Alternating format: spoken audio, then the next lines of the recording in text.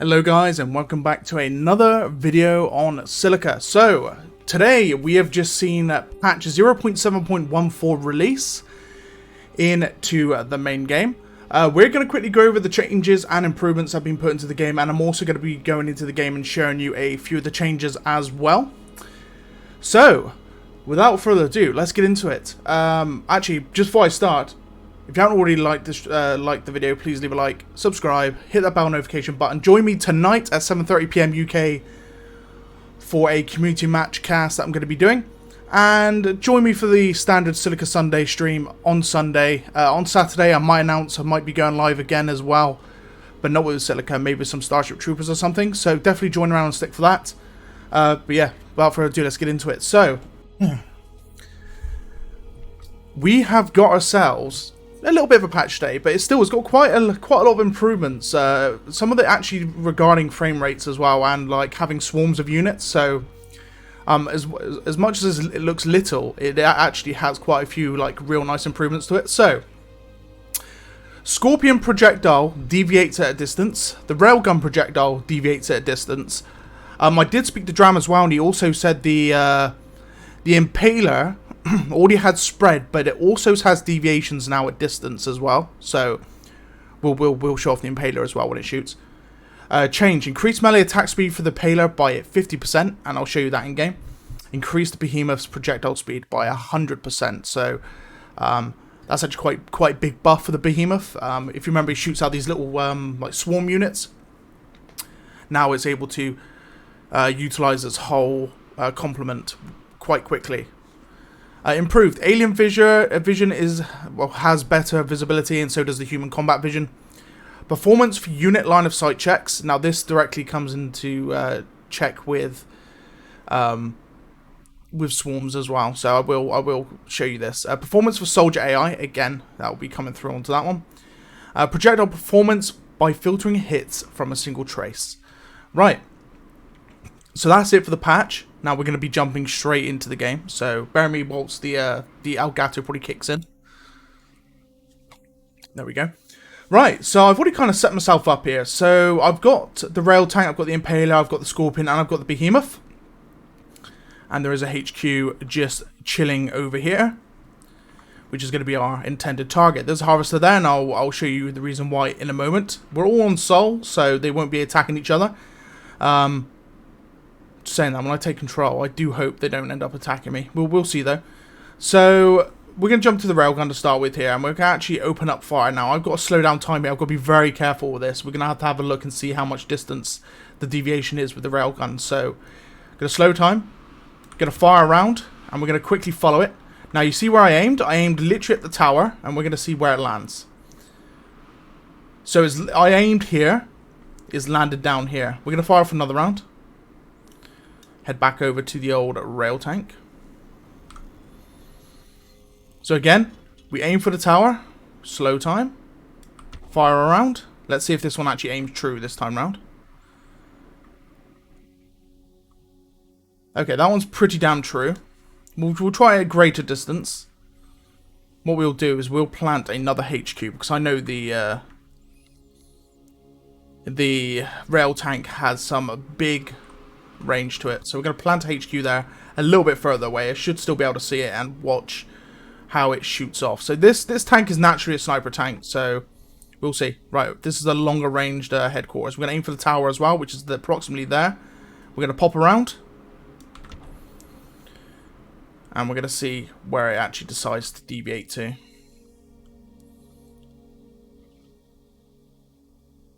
Still going quite true, I'm not going to lie. Oh, it's going to miss, I think. There we go. So there's the deviation. So I aimed approximately here, and you see how far the shot actually deviated from its intended path. We'll go again with another round.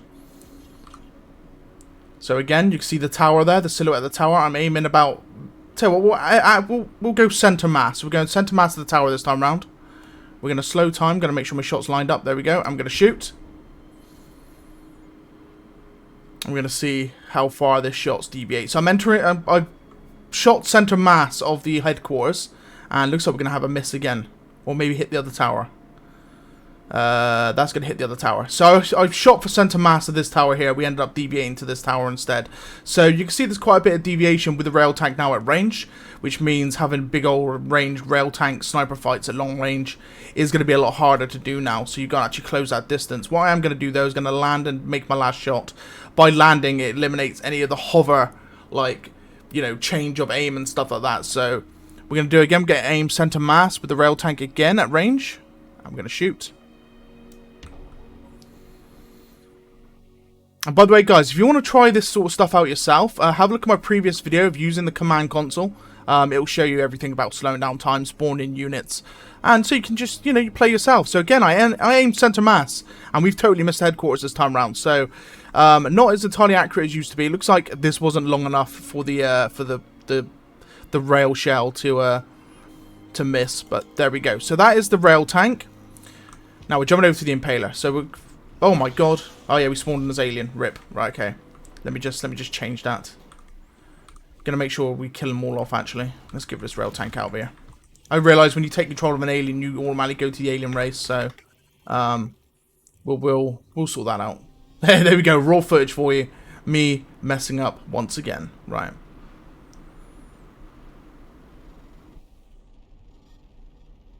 I think I might better just delete this. Oh, deleted all units. That's fine. I can just quickly spawn them back in. Right. So we're actually going to spawn them in on the alien side. I think the harvester's gone as well. It is. It's absolutely fine though. It's no worries whatsoever. So we're going to spawn in the Impaler. We're going to spawn in the Behemoth, and we're going to spawn in the Scorpion. So they're all there. We're going to spawn in a alien harvester here because we can literally, we don't have to take control of the harvester itself. So boom, harvester's back where it belongs. Okay, so these guys should not attack me now. There we go. Right. Okay, so we're good. So melee speed increase. Wait, that's shoot speed. There we go. So quite a bit quicker, the melee for the Impaler.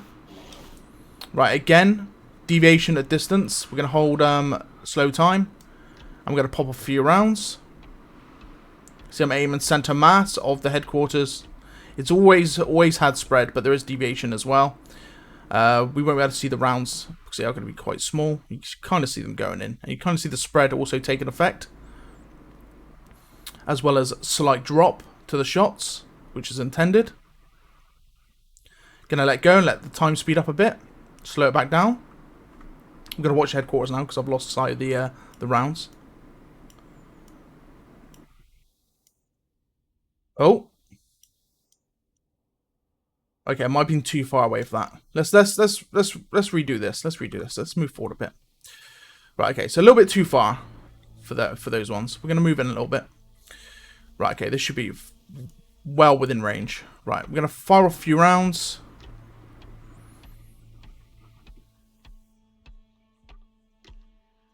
Right. And we're going to let go of time and then slow it back down. See, they travel so fast, you lose track of them very quickly. Trying to figure out where they are. Or if I've just totally missed them, they've already hit the headquarters. I think they... Oh, no, they're now hitting. No idea where they're hitting to, though. Oh, down below here. Just seen one ping off. Right, we're going to go again. And this time, I am going to follow them directly. So we don't miss where they're landing. So again, aiming for center mass of the headquarters. I'll aim them a little bit up as well to see if I can drop some into the center mass. Right, we've got a ton of shells going out. It won't take long for them to reach their target, guys. So we're going to explore the Scorpion as well. Actually, we've got a hefty chunk of rounds already going, and you can see them coming in now. So again, I aim center mass. The drop has alleviated them to the right. Another round's going to come in and probably hit it around left side now. There we go. So lower side, left, and middle. So not entirely accurate now against like infantry and tanks and such. So before you could literally beam something from across the map, be in a vehicle or a human or something. So now there's a lot more deviation to the shots as well as spread to the Impaler in general. Right, okay. So yeah, that's the Impaler improvements. So nothing too big as such. Right, okay, now we got the Behemoth. So the main thing for the Behemoth is literally its wasps. So a lot bigger increase to its ability to use this, and also it's got a recharge time. You can see I'm actually hitting the Impaler at the moment. Obviously it's an ally, so it won't automatically lock. That's what the Behemoth's made for, is to be able to lock onto onto enemies. But you can see it's quite a sizable improvement to its hive effect. So the Behemoth might actually become more viable now. We'll see. We'll see. I'll probably end up using the Behemoth over the weekend. Right, and the last one, the Scorpion. So, Scorpion. We all know that the Scorpion is the go-to unit for anti-tanking, damaging buildings, you know, all that sort of thing, right? Right, however, now there's a lot of deviation to his shots instead. So we're going to fire through a few rounds. And we're going to slow down time. And we're going to see how they deviate. So they're shooting true at the moment. You can see they slight deviate now. If I follow the shells, you can see they're slightly now just peering off each other very, very slowly. So not as accurate as once before. Against buildings, it's not going to really matter because buildings are quite big as it is. However, for going up against units like tanks and all from long range, it's going to mean the Scorpion's not going to be as effective as they once were previously. So there's a lot more deviation. And you can see these shells are deviating further and further apart as I follow them in. And I was aiming about center mass here with these shells, and it looks like they're going to be landing quite far away from them. So, again, deviation from the Scorpion shots themselves. So loads of them are landing left, right of the HQ. They're landing all around the place. So that's about it for the Scorpion, really, to be honest with you. And now the last improvement, which is going to be the substantial big improvement, is we're going to go Centauri. It doesn't matter which faction we're on. And it is the... let's bring up the frames, actually. Give me a second, guys. Sorry. The NVIDIA system, again, is not working. Let me go in game, and we'll go top left for this one. There we go. So we're sitting at 120 odd frames per second. You can see up the... sorry, it's mirrored, isn't it? This way. That way. So in the top corner there, next to the crab spawn. We're going to spawn in 4 massive groups of crab. And they're moving all in to attack this harvester as well. And the frames, I know they've dropped, you know, we were saying, what, 120? But you've seen how many crabs I've spawned in. Normally we'll be sitting about 5 frames per second when this is happening. And, I mean, how many crabs did I spawn in? I'd say about 40 or 50 crabs, you know, and they've all like been activated by the AI. So the improvements over the AI being able to just manage this and not tank the frames of the PC that's currently holding this this movement. So it is a definite improvement here when it's crab v crab or crab v harvester. My bad, crab v harvester. We'll do it again. We'll spawn in another harvester and let the aliens do their work. Harvester 0. And again, 60 frames. We'll wait for them to blow up the harvester, and then we'll see what our frames go up to after the harvester's been destroyed.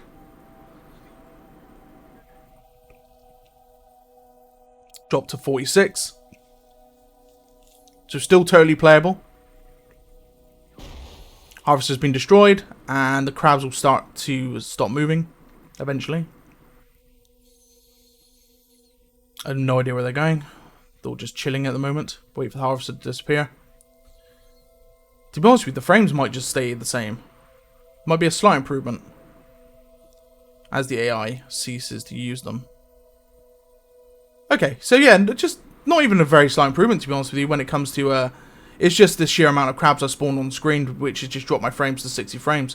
Which is, you know, I am rendering in how many crabs? Like, a load of crabs. I mean... It's hard to explain, but in the old patch, if you were to drop this many crabs on a harvester, you would find your frames would go down to 5, because there's just the sheer amount of commands that's been issued by the AI to each and individual crab to do what they want to do. So for what, a 10 to 12 frame rate drop instead of something like down to 5 to 10 frames per second, it's a pretty big improvement. Pretty big improvement. It just means that bigger swarm units are able to stand up. Oh, we've got shots coming in from the Scorpion over there shooting at the crabs, because they are Centauri crabs. As I was saying, yeah, so that is the patches for today, guys. Hopefully you enjoyed it. A bit more of a like hands-on approach and look at the patch, so I don't just chat through what the patch is. I literally show you some of the improvements themselves. And we're going to leave you here with some good old crabby fun here as they jump around like crazy lunatics with their big old mouths. Oh, look at that crab. Look at him go. Right, guys. Well, like I said, tonight, join me for some game casts. Join me for some game casts. And I'm going to be casting, well, hopefully a 12v12. It might end up being a 9v9 tonight at 7:30 PM UK here on YouTube. So I'm just driving around letting the crabs chase me. But yeah, guys, if you enjoyed the video, please leave a like, subscribe, hit that bell notification button. I am going to be covering more Silica content. I do always. Oh, God, I'm dead here now. I've been crabbed. But no, I will be covering more Silica content. I am trying to make some challenges as well, but it's been a very busy week for me. Guys, without further ado, I'll see you next time. Peace. See you again.